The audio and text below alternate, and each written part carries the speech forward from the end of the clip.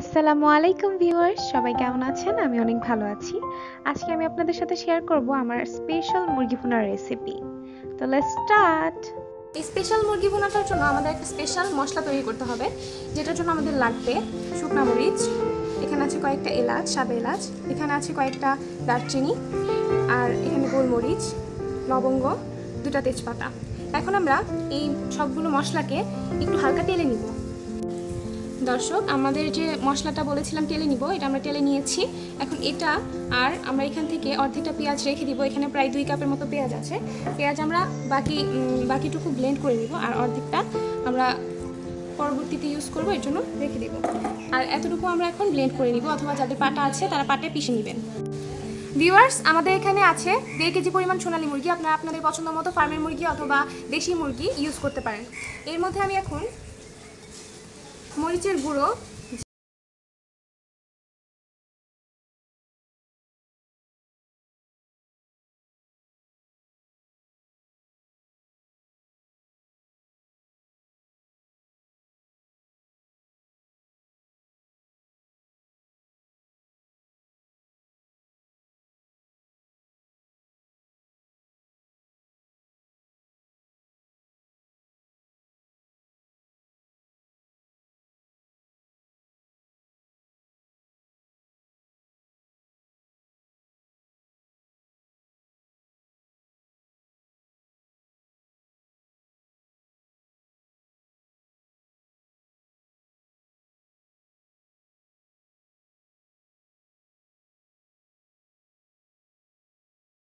তখন আমরা ওই যে আগে থেকে রেখে দেওয়া পেঁয়াজগুলো দিয়ে দেবো।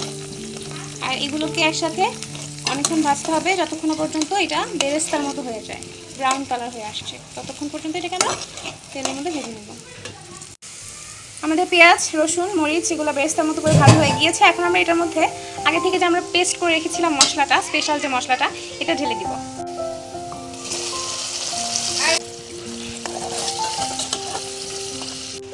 এখন আমরা এর মধ্যে দিয়ে দিব ধনিয়ার গুঁড়ো, হলদির গুঁড়ো, আর হচ্ছে আগে থেকে আমরা মরিচের গুঁড়ো কিন্তু ম্যারিনেট করার সময় দিয়েছি। এখন আমরা পরিমাণ বুঝে, মানে আপনাদের ঝাল কতটুকু আপনাদের পছন্দ সেই অনুযায়ী আপনারা মরিচের গুঁড়োটা দিয়ে দিবেন। এখন আমরা এটাকে ততক্ষণ পর্যন্ত, মানে অনেকক্ষণ পর্যন্ত এটাকে কষাতে হবে আমাদেরকে। যখন তেলটা উপরে ভেসে উঠবে তখন আমরা এটার মধ্যে যে মুরগিটা ম্যারিনেট করে রেখেছিলাম সেটা দিয়ে দিব।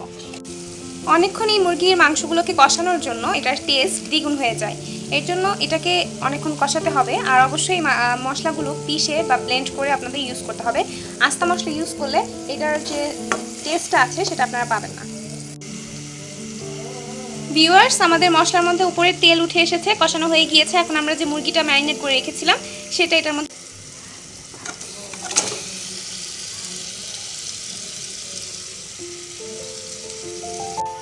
ভালো মতো মিক্স করা হয়ে গেলে এটাকে আমরা ঢাকনা দিয়ে, এ পর্যায়ে আমরা দিয়ে দিব পরিমাণ মতো লবণ। আমাদের এটা মনে রাখতে হবে যে আমরা ম্যারিনেট করার সময়, মুরগিটাকে ম্যারিনেট করার সময় লবণ ইউজ করেছিলাম, এর জন্য সেই ব্যাপারটা খেয়াল রেখে আবার ইউজ করতে হবে লবণ। মাংসটাকে অনেকক্ষণ কষানোর পর এই পর্যায়ে আমরা 1/2 কাপের মতো পানি অ্যাড করে দেবো। মনে রাখতে হবে এটা আমরা মুরগি ভুনা করছি, এর জন্য এটার মধ্যে বেশি একটা পানি ইউজ করা যাবে না। শুধু সিদ্ধ হওয়ার জন্য 1/2 কাপ পানি আমি অ্যাড করে দিলাম। এখন ভিউয়ার্স, আমাদের মুরগি ভুনাটা প্রায় রেডি। এটার যে পানি দিয়েছিলাম সেটা অনেকটা শুকিয়ে গিয়েছে, তেল ভেসে উঠেছে। এখন আমরা এটাকে আর 5 মিনিট চুলায় রেখে গরম গরম পরিবেশন করব। ভিউয়ার্স, তৈরি হয়ে গেল আমার স্পেশাল মুরগি ভুনা। আমার রেসিপিটি ভালো লেগে থাকলে প্লিজ আমার চ্যানেলটি সাবস্ক্রাইব করুন।